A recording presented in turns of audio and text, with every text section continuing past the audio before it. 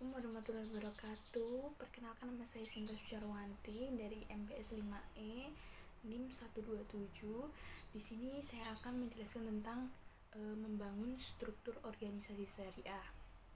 Nah, dalam membangun struktur organisasi syariah itu terdapat yang pertama adalah budaya membangun keterbukaan. Nah, di sini kita tidak akan dapat membangun kepercayaan di dalam sebuah organisasi kecuali pemimpin belajar untuk berkomunikasi secara terbuka dan membangun organisasi di mana kejujuran adalah norma dalam organisasi. Keterbukaan yang dimaksud adalah keterbukaan lebih dari sekedar good comparative governance. Nah, di sini tentunya sebelum kita terbuka kepada pihak luar, kita harus terbuka kepada diri kita sendiri. Di era keterbukaan seperti ini ataupun di era informasi super hikwai, arus informasi yang dapat begitu mudah diketahui oleh masyarakat tidak terbendung sedikit saja terekspos, semua orang akan mengetahui. Dan ketika on the day of recording tiba, maka adalah terlambat untuk melakukan langkah penyelamatan. Nah, keterbukaan tidak akan ada dengan sendirinya. Budaya informasi ataupun hoarding terlalu kuat dalam sebuah organisasi apapun, dan pemimpin harus menciptakan dan memberikan natur budaya kebudayaan. Artinya mereka harus bisa menjadi role model atau suri tauladan bagi budaya keterbukaan ini. Nah, di sini pemimpin pun harus mau berbagi informasi, mencari counter argumen dari bawahan, mengikuti atau mengakui kesalahan, lalu berusaha berperilaku sesuai dengan norma seorang pemimpin, gimana mestinya. Selanjutnya, untuk nomor 2, untuk membangun kepercayaan dalam organisasi itu, organisasi apapun pasti punya keinginan untuk maju lebih baik, progres positif, bukan sebaliknya yang negatif ataupun mundur ke belakang. Nah, organisasi syaratnya bukan sekedar tempat berkumpul orang-orang semata, tapi lebih dari itu bisa menjadi gerbong yang akan menghantarkan keberhasilan dan kesuksesan dalam meraih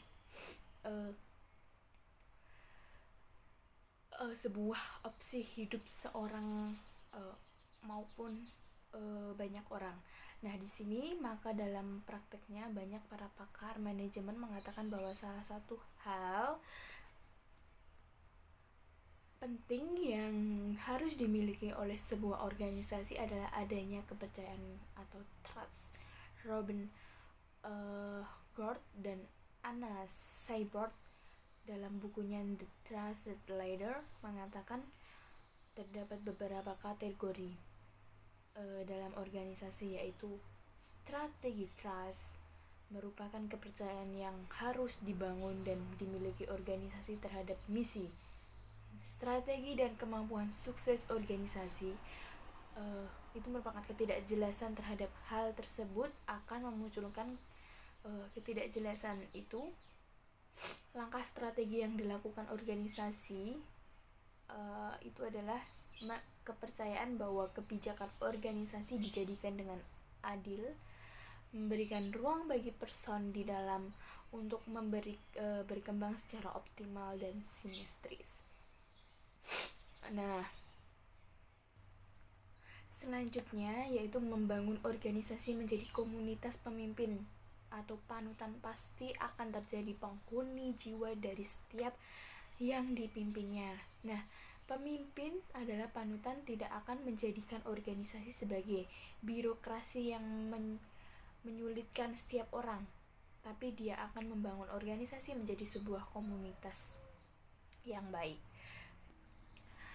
Dalam membangun organisasi menjadi komunitas bukanlah cerita baru, tapi hal ini sudah banyak mempraktikkannya, dan hasilnya bisa menyangkutkan semua komponen manusia pendukungnya untuk seiring dalam perjuangan mencapai misi bersama. Nah, seorang pemimpin adalah koordinator yang menggerakkan orang-orang dari berbagai latar belakang dan kepemimpinan untuk menyatu dalam sebuah misi yang terarah secara jelas.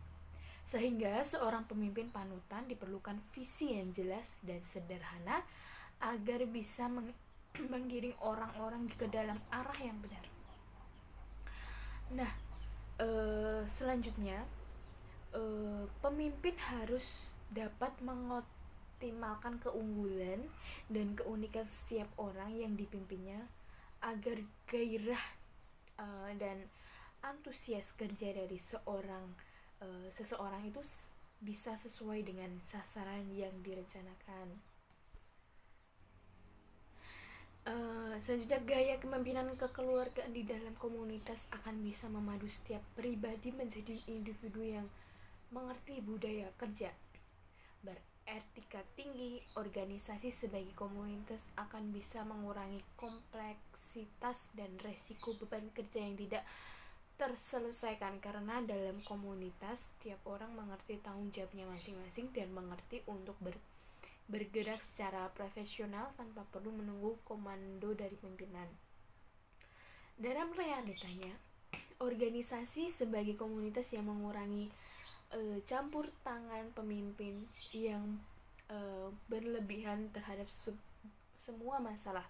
Orang-orang mengerti untuk melaksanakan fungsi dan peran kerja masing-masing secara terbuka dan bertanggung jawab. Nah, pemimpin cukup memberikan tauladan hidup yang menciptakan rasa jujur, tanggung jawab, keterbukaan, adil, percaya diri kepada setiap orang yang dipimpinnya.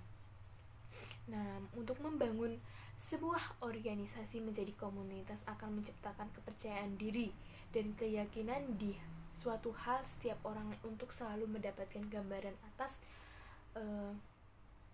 semua bisa menjadi motivator dan sekaligus sahabat terbaik bagi perkembangan semua orang ke arah yang lebih tinggi. Begitu yang dapat saya sampaikan, kurang lebihnya mohon maaf. Apabila ada kesalahan dan perkataan yang kurang jelas, mohon dimaafkan. Cukup sekian materi yang saya sampaikan. Wabillahi taufiq wal hidayah. Wassalamualaikum warahmatullahi wabarakatuh.